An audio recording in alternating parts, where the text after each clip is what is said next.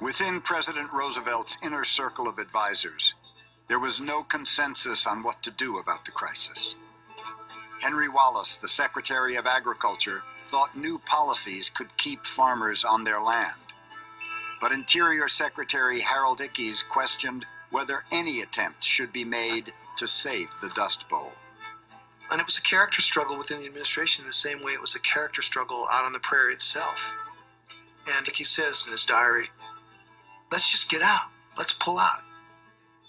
Mr. President, it's not worth the effort.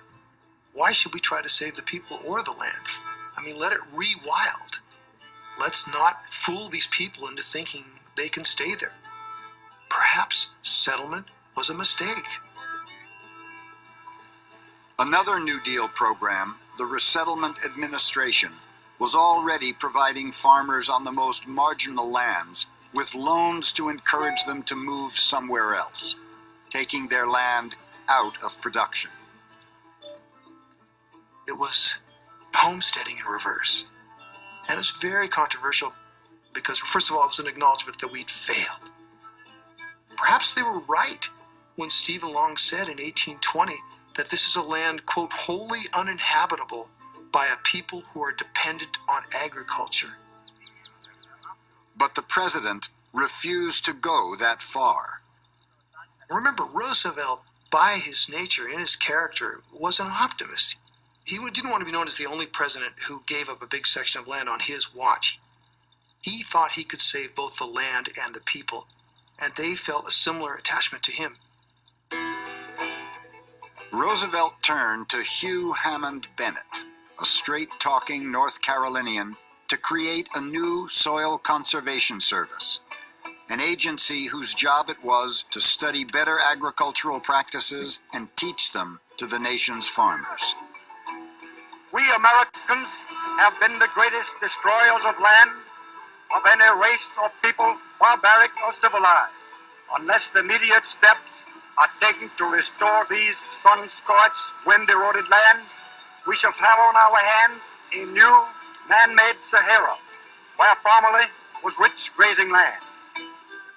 Hugh Bennett was this tall, big-armed, flap-eared, funny, jovial doctor of dirt.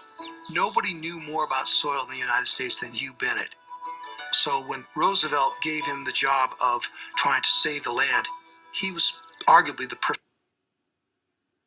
man for it. For the agency's largest and hardest hit region, the nearly 100 million acres of the Southern Plains, Bennett knew just the man for the job. Howard Finnell was a soil scientist who had been running the Agricultural Experiment Station in Goodwell, Oklahoma, about 25 miles south of Caroline Henderson's homestead. Finnell had pioneered new techniques to double the odds of a good crop by capturing as much moisture as possible, using terraces and plowing along the land's contour to minimize runoff, planting different types of crops, and using the old-fashioned plow called a lister to make deeper rows rather than employing the more popular one-way plow that pulverized the soil. Hugh Bennett sent Finnell to Dalhart, Texas, where he set up Operation Dust Bowl to prove to skeptical farmers that his new techniques were worth following. "We do not want a changed climate," Finnell said. "Much of the land could still produce crops if the farmers would only change their attitudes."